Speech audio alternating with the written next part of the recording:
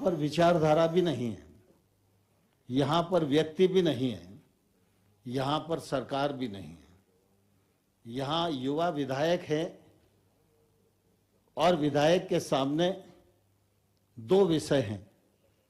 लोकतंत्र को मजबूत बनाने में युवा विधायकों की क्या भूमिका हो सकती है, हम क्या भूमिका का निर्वाह कर सकते हैं, और साथ ही आने वाले कल में 2047 जब भारत की आज़ादी का 100वां वर्ष होगा, उस समय तक हम कहाँ पहुँचना चाहते हैं और जहाँ पहुँचना चाहते हैं उसके लिए हमारी क्या तैयारी है। क्योंकि यहाँ जितने भी युवा विधायक बैठे हुए हैं इस आयु वर्ग के, ये सारे के सारे 2047 तक पहुँचेंगे और अपनी आंखों से विकसित भारत को देखेंगे। और इसलिए जब भारत का वह स्वरूप हम सब लोगों के सामने आए तो हम गर्व से ये कह सकते हैं कि इस भारत को बनाने में मेरी ये भूमिका थी, मेरा भी इसमें योगदान था। मन की व्यापकता, विचार की विशालता, व्यवहार की विनम्रता, यही एक व्यक्ति को आगे बढ़ाने में मददगार होती है। आज हम डॉक्टर BR अम्बेडकर साहब का नाम लेते हैं। उनके नेतृत्व में संविधान गढ़ा गया। वो संविधान कल भी प्रासंगिक था, आज भी प्रासंगिक है, और हम गर्व के साथ ये कह सकते हैं आने वाले कल में भी वो प्रासंगिक रहेगा। लेकिन पुराने कालखंड को अगर हम याद करें तो उस समय हमारे समाज में भी तमाम सारी विकृतियां थीं।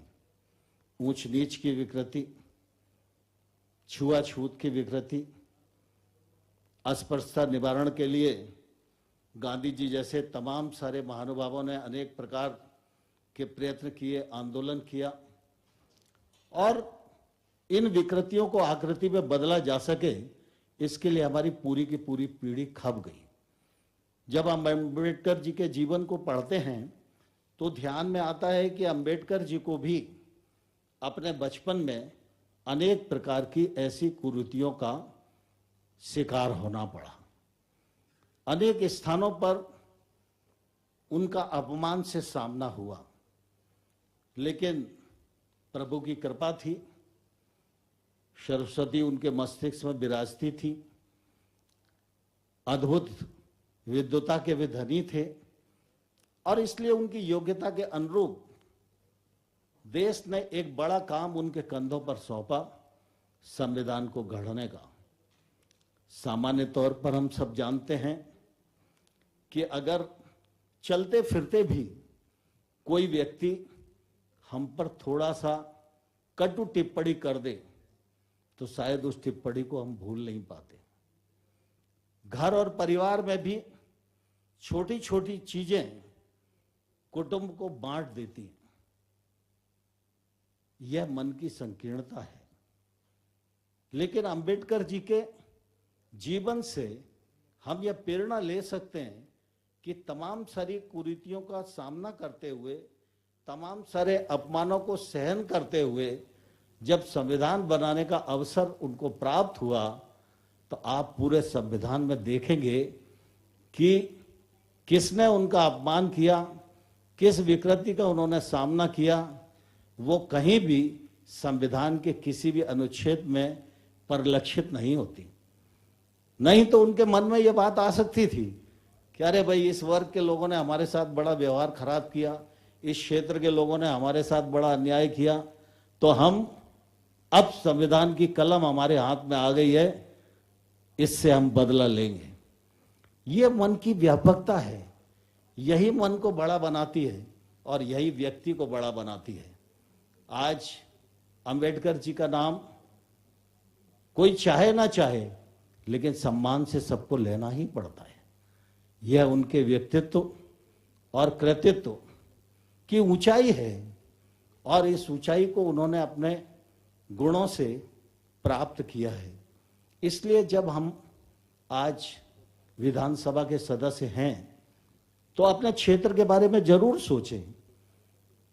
हम जिस वर्ग के से आते हैं उस वर्ग के बारे में जरूर सोचें, क्षेत्र के विकास के बारे में जरूर सोचें, लेकिन यह लोकतंत्र कैसे अमर बन सकता है और इस लोकतंत्र को अमर बनाने में मेरा क्या योगदान हो सकता है, यह बात मेरे मन में हमेशा रहनी चाहिए। मुझे ध्यान आता है, एक बार अभी मैं अटल जी का भाषण सुन रहा था।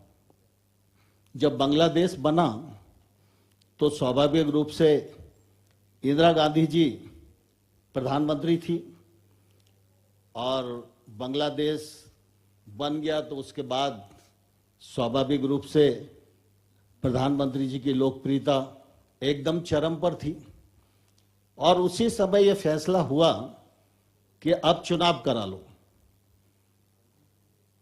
तो अटल जी ने उस समय लोकसभा में कहा था कि इंदिरा जी के नेतृत्व में जो काम हुआ है उसकी जितनी प्रशंसा की जाए उतना कम ही है और हम इसमें सहभागी भी हैं और हम इसकी बुरी बुरी प्रशंसा भी करते हैं। लेकिन साथ ही साथ अवसर देखकर कांग्रेस पार्टी ने चुनाव की भी घोषणा कर दी है। हम जानते हैं कि इस समय इंदिरा जी की लोकप्रियता चरम पर है, देश का मूड अलग है और चुनाव होगा तो हम चुनाव हार जाएंगे, लेकिन चुनाव कराने की आलोचना हाउस में नहीं करेंगे क्योंकि इंदिरा जी के नेतृत्व में एक बड़ा काम हुआ है। अब सोचो आप कि हम चुनाव हार जाएंगे फिर भी आलोचना नहीं करेंगे, ये कहने के लिए कितना बड़ा मन चाहिए। तो इसलिए ये बात आती है कि लोकसभा और विधानसभा में अपने जो पूर्वज हैं उनकी प्रोसीडिंग्स को हम सब लोगों को अध्ययन करना चाहिए। उसमें से ये प्रेरणा निकलती है कि इन सारी संकीर्णताओं से ऊपर उठकर मैं देश के लिए क्या कर सकता हूं, समाज के लिए क्या कर सकता हूं। और इसलिए ये कहा जाता है कि बाकी जितने काम हैं वो बिना अध्ययन के नहीं हो सकते, बिना प्रशिक्षण के नहीं हो सकते। अपने लोकतंत्र में सबसे होशियार कौम आईएएस की मानी जाती है कि ये सबसे ज्यादा पढ़े लिखे हैं, उच्च गुणवत्ता वाले शिक्षा प्राप्त इन्होंने की है और वो आईएएस बन गए। लेकिन आप इस बात को भलीभांति जानते हैं कि एक आईएएस को काम करने के लिए जीवन में कई बार निर्वहन कर पाता है, लेकिन सार्वजनिक जीवन में आने के लिए योग्यता भी निर्धारित नहीं है और सार्वजनिक जीवन में आने के लिए कोई प्रशिक्षण भी अनिवार्य नहीं है। लेकिन जिम्मेवारी सबसे ज्यादा इसी कौम पर है। तो ऐसी परिस्थिति में हम राजनीतिक क्षेत्र में काम कर रहे हैं तो अपने को योग्य रूप से हम कैसे निर्माण कर सकते हैं, क्योंकि आपका योग्य रूप से निर्माण होगा तो निश्चित रूप से आपका योगदान भी अनुकरणीय ही होगा और वो देश के काम आएगा। इस महान उद्देश्य के लिए इस कॉन्फ्रेंस का आयोजन किया गया है। मेरा सभी मित्रों से निवेदन है कि सबको विषय भेजे गए हैं, उन विषयों पर हमारा योगदान कैसे हो सकता है इस पर अपने विचार व्यक्त करें, क्योंकि ये प्रोसीडिंग सिर्फ मध्य प्रदेश की विधानसभा में रस्म अदायगी होकर ही नहीं रहेगी, ये प्रोसीडिंग दुनिया में जाएगी। तो मध्य प्रदेश, छत्तीसगढ़ और राजस्थान का युवा इन दोनों विषयों पर क्या सोचता है, यह प्रोसीडिंग ऐसी बने कि देश भर के युवा विधायक और देश भर में जो विचार करने वाले लोग हैं वो आप सब नौजवानों के विचार सुनकर मार्गदर्शित हों। ऐसी महत्वपूर्ण प्रोसीडिंग बनाने का हम लोगों को अपने वक्तव्य के माध्यम से प्रयत्न करना चाहिए। हम लोगों ने कोशिश की है लगभग 30 लोग बोल पाए, ऐसा सोचा है। समय की सीमा निर्धारित की गई है। जब 8 मिनट होंगे तो घंटी पहली बजेगी और 10 मिनट जब होंगे तो दूसरी घंटी बजेगी। उस समय अपना वक्तव्य बिना बोले समाप्त कर देना चाहिए। किसी के पास अगर लिखा हुआ कुछ मटेरियल है तो हम उसको ले कर सकते हैं, वो प्रोसीडिंग का पार्ट बन जाएगा, लेकिन इसमें हमको समय की मर्यादा रखना चाहिए।